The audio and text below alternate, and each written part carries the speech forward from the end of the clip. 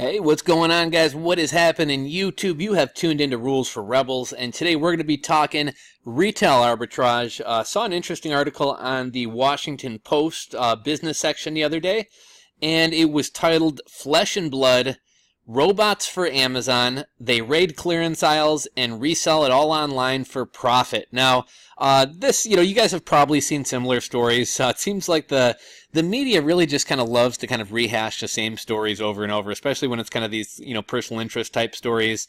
At least 2 to 3 times a year, we always see that young kid who was working for an accounting firm out of college, hated accounting, got sick of it, wound up going into retail arbitrage, and he was making $150,000 a year, hitting Walmart clearance shelves, and that story kind of reappears time and time again.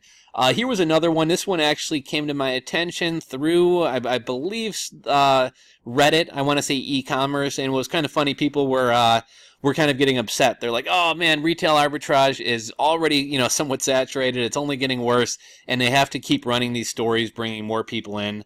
Retail arbitrage is pretty well known at this point. I don't think these stories are really going to kill anything. Although I definitely do feel the frustration. I've told this story before, but I was kind of into storage auctions before the storage auction TV shows came out, and that just kind of killed my hustle when that comes out. So I definitely understand the frustration. I figured we'd take a look at this article today. One other thing that I wanted to bring to your guys' attention. If you guys remember, I talked to you guys about this Haro website the other day, right? HelpAReporter out.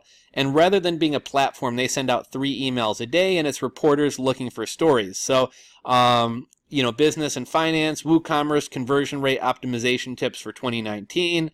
Let's see, how text message, identity theft, seeking kid entrepreneurs. And what's kind of funny about these, some of these are reporters actually like looking for a source. And some of these are essentially reporters looking for someone like you or me to essentially write their article for them. And I'm not sure if you have to pay to sign up. I'm signed up as let's see what they call this. Let's see. Help a reporter out. I'm signed up as a source. I was going to look at using a different email and signing up as a journalist because I'm thinking for content I could essentially put out requests and have other people essentially write content for me. But this is what it's going to kind of look like, the daily emails. There's normally a biotech and healthcare, business and finance, entertainment. But, you can, let's say we wanted to report on this. Mohammed Moiz WordPress. So this guy's got a WordPress blog. It's not a big publication. The deadline is 7 o'clock February. Conversion and their things. I'm compiling a list of CRO tips. So this dude's actually kind of looking for people to kind of do his work for him. Let's look at a couple other ones. Seeking kid entrepreneurs. If you have a business that you work on with your child, you could reach out to this reporter, and it's all through dummy email, so they don't have your email, you don't have theirs. But you could probably get your and your child's business featured in a publication. And that's essentially what, I don't know that this specific reporter, Rachel Siegel, found these people from HelpAReporter out, but these are essentially the types of articles.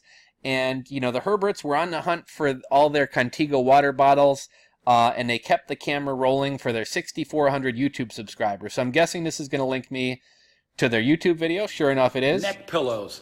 And I'm guessing this is going to link me to their YouTube channel page. We just made $3,500 shopping at sending me 3 over to the same video. But you guys see my point, right? If you start reaching out to these reporters and HelpAReporter out, you potentially can get your business, yourself and your personal brand mentioned in a big publication like the Washington Post, which not only are you going to get a lot of views from people clicking through, but the backlink from here is going to help out your YouTube channel, your WordPress blog, your Shopify site, whatever it is. When you're quoted as a source, they're typically going to link out to you. So I just wanted to kind of throw that out there. So let's get right into the article. With their 2 young kids in tow, Justin and Kristen Herbert drove to Target near their home outside Scottsdale, Arizona. It was time to get to work. The Herberts were on the hunt for all of the Contigo water bottles the store had in stock and kept the camera rolling for their 6,400 YouTube subscribers. Within minutes, an employee pulled out 32 packs sold on clearance for $5 each from a back storage room. For 2 people who recently left their jobs in finance, the blue and black plastic bottles might as well have been made of gold. The Herberts would resell the 2-packs on Amazon for $19.95. So that's what, a $15 profit minus taxes and fees. They'd clear $6.16 in profit. That's fucking horrible. All told, the Herberts' 10-minute drive to the Target run earned them $198.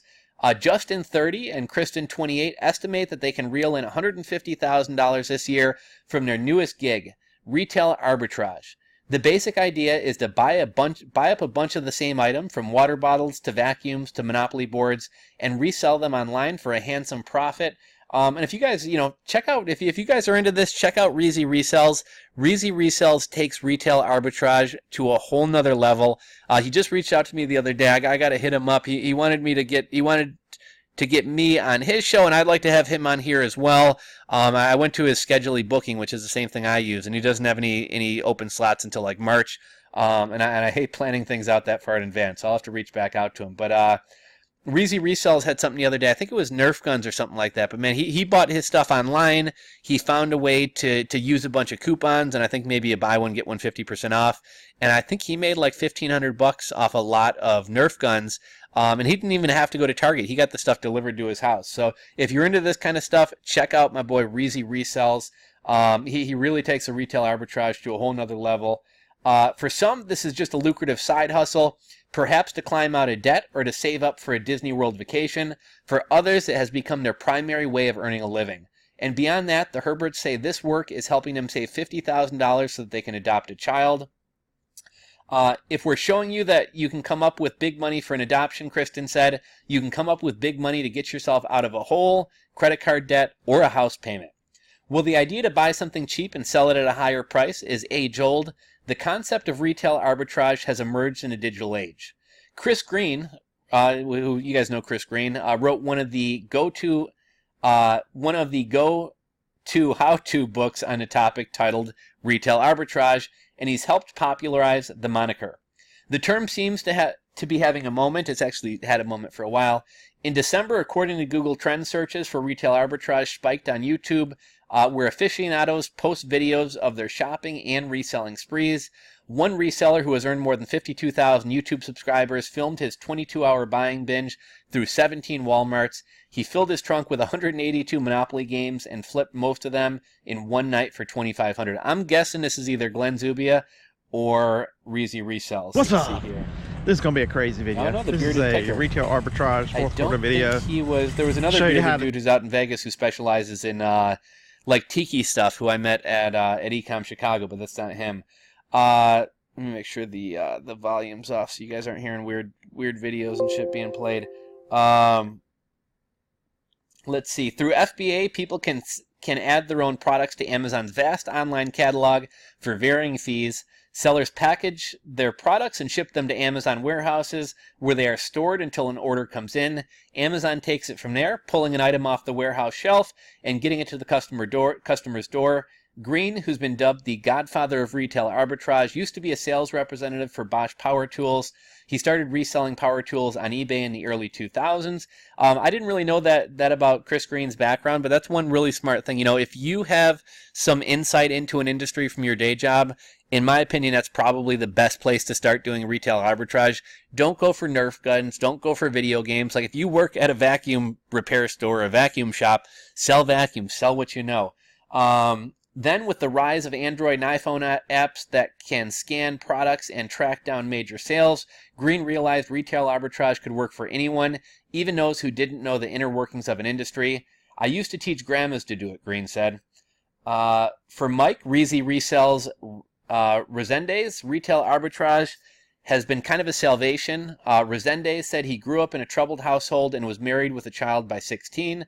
As a teenager, he noticed commercials for eBay on TV and started selling whatever he could rummage around the house, like his Nintendo and its games and controllers. Now, Resendes, 34, has been selling items online for full-time for 14 years. His YouTube channel, Reezy Resells, and again, link to his YouTube channel, has more than 85,000 subscribers. Resendes calls his followers Reezy Ninjas. He runs his company with his best friend from high school and oversees a small team who buy up goods from stores like Nike, Marshalls, and Ross.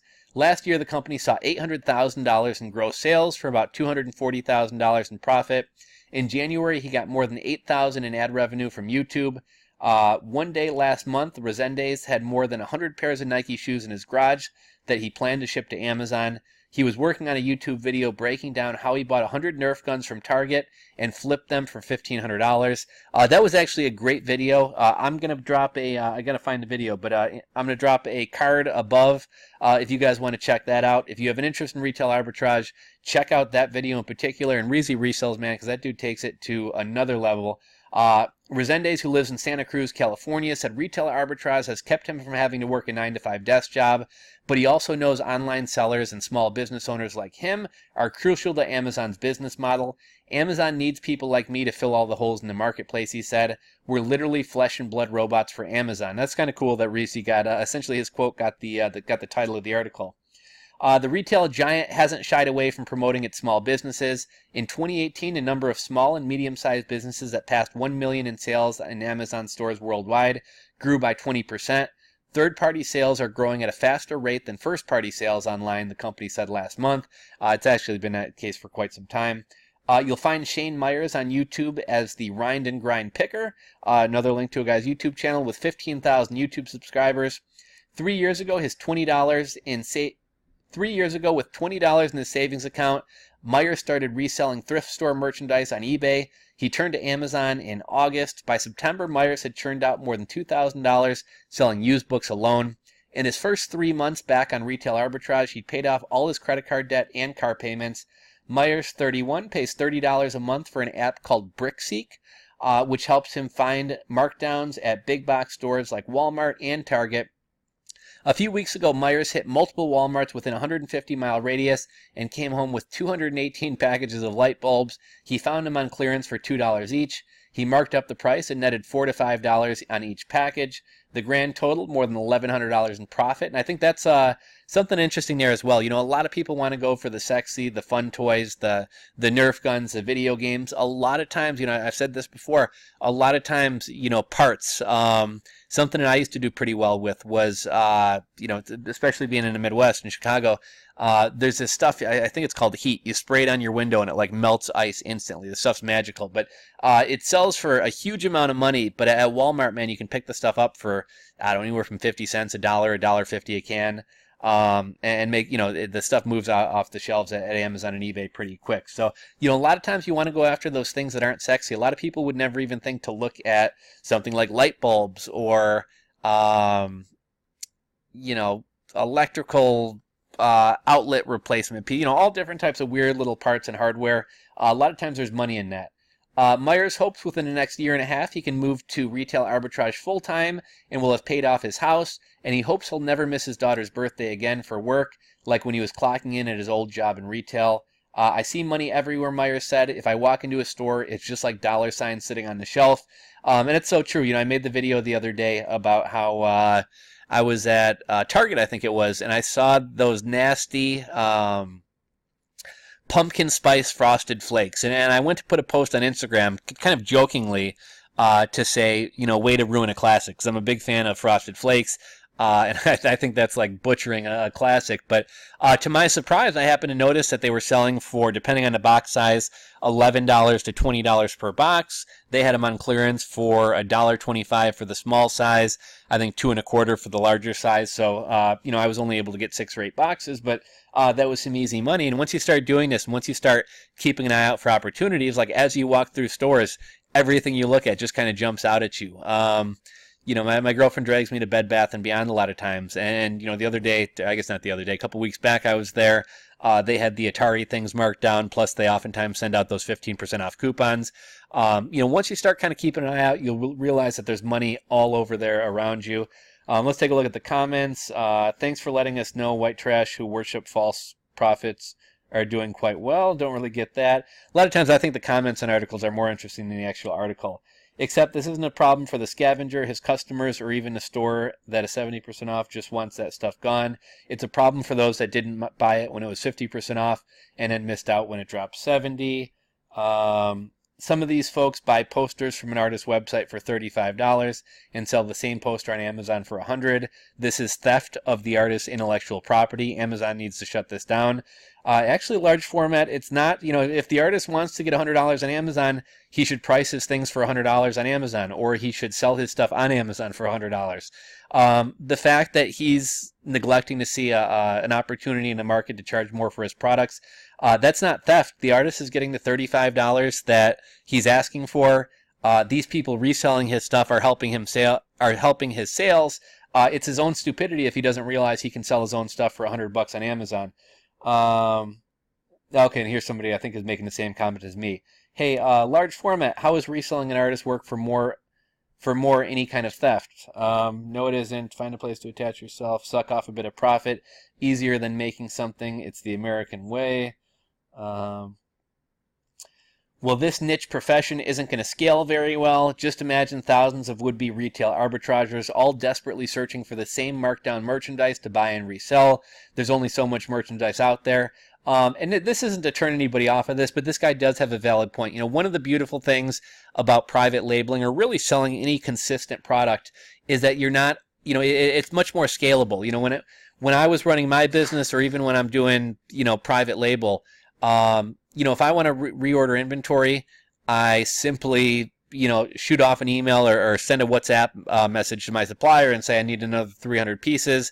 They send me a PayPal invoice and it's done. When you're doing retail arbitrage, you are going to have to be either consistently browsing online or out hitting the stores, constantly looking for new things. Now, some people enjoy the challenge. They enjoy the hunt, and it's not work to them. They truly do enjoy it.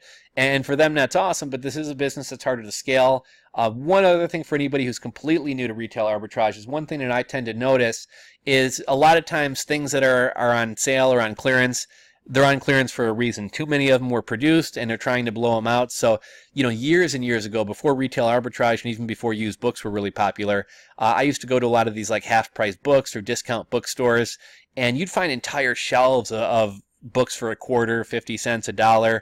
But a lot of times when you go on Amazon and start to price them out, they're selling for a penny on there. And the reason is because, somebody published, 100,000 of these books, none of them sold, and they've been dispersed to discount bookstores all across the country.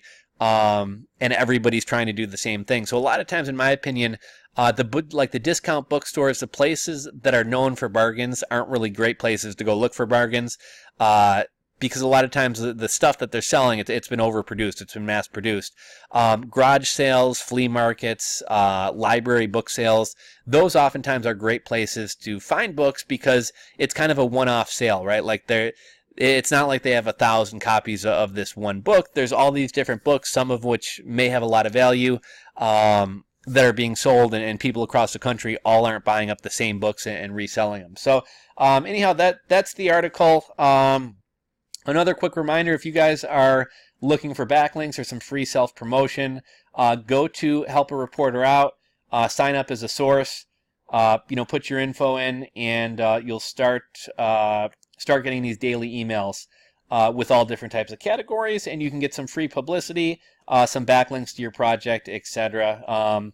Also, if you're looking to source content for a blog post or YouTube videos, again, it could be a good place to sign up for that as well. So hopefully you guys enjoyed this video. Again, I will link to this article from the Washington Post, Flesh and Blood Robots for Amazon. They raid clearance aisles and resell it all online for a profit. And I'll link to Reezy Resells, was it Nerf gun or Super Soaker video in the description box below as well. Hopefully you guys enjoyed it. If you did, give it a thumbs up. Subscribe if you're not subscribed, and I'll catch you on the next video.